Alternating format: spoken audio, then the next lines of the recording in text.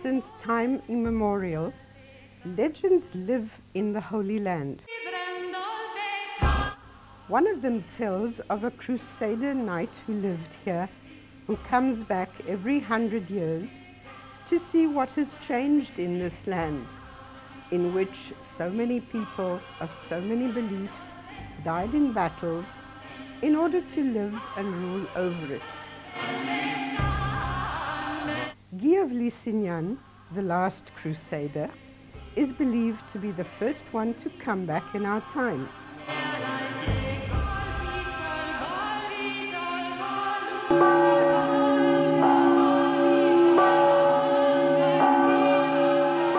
At the end of the 11th century, ringing bells all over Europe called Christian believers to join in mass crusades. The aim was to free the Holy Sepulchre of Jesus in Jerusalem, in the Holy Land, from the hands of the Muslims.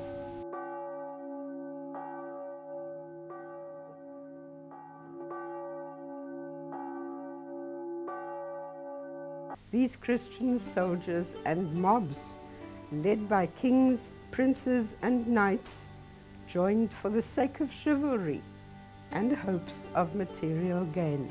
They've come from France, Flanders, Italy, Spain and Scotland. Most of them did not reach the Holy Land at all, but left their mark on flags and on the holy sites throughout the land. After tumultuous voyages,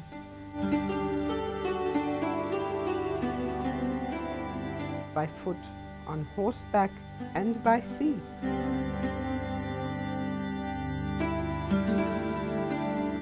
they conquered the Holy Land from the infidels and set up the Latin Kingdom of Jerusalem.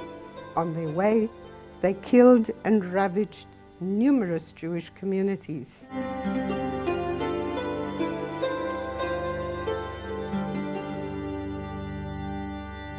Their slaves of war had built fortresses from within which they were protected and kept apart from the local population.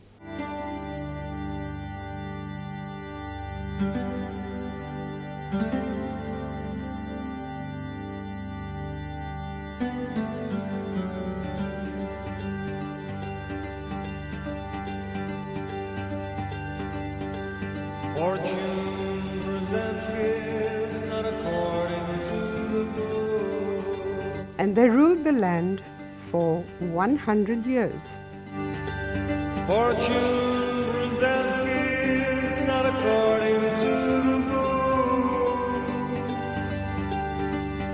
good. The good earth gave them the fruit of the land, the beast and the bird, and the rich fish of the sea.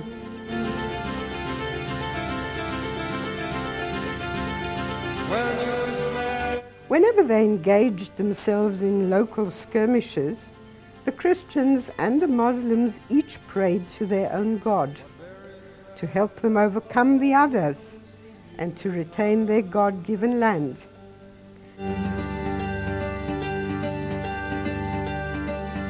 She gives a war. The Jews watched helplessly as their God's promised land was collapsing. God took no sides in these battles. He only watched from above as the creatures of his making went about killing each other. Whenever there is trouble, man calls for God's help. Whenever God responds, there is trouble. After 100 years, a Kurdish Muslim leader, Saladin, amassed an army of farmers that waited for the right moment to launch an attack.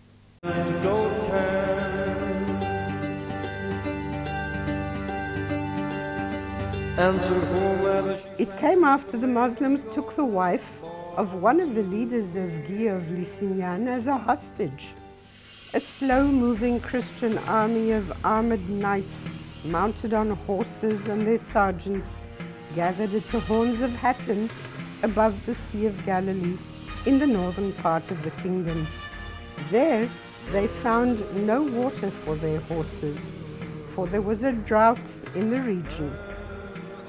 Guy of Lusignan, our last crusader, the king of Acre, who had already lost Jerusalem to Saladin, was a weak and arrogant ruler seeking revenge. He did not heed either his own experience nor that of his advisors. The swiftly moving army of Saladin ambushed and surrounded Guy of Lusignan's crusaders. The battle that ensued put an end to the Crusaders' kingdom. Almost 1,000 years later, in the beginning of the 20th century, Jews returned from the diaspora that had started during Roman times. They settled in Palestine that had been partially populated by the Arabs after the Roman times and created the modern state of Israel. Could history now avoid past mistakes from reoccurring in this land? And could calamities be prevented from taking place? Some people find many parallels between the kingdom of the Crusaders and the modern state of Israel. Some predict the latter one will also cease to exist after 1 century. Both were created by people who came from the West, who engaged in a constant conflict with the local inhabitants and did not really become part and parcel of the culture of the region. Both made similar mistakes of handling the conquered local Muslim population. Viewers, users, and gamers will be invited to use the various platforms of the new media to search for some creative and innovative insights and answers to one of the world's greatest enigmas.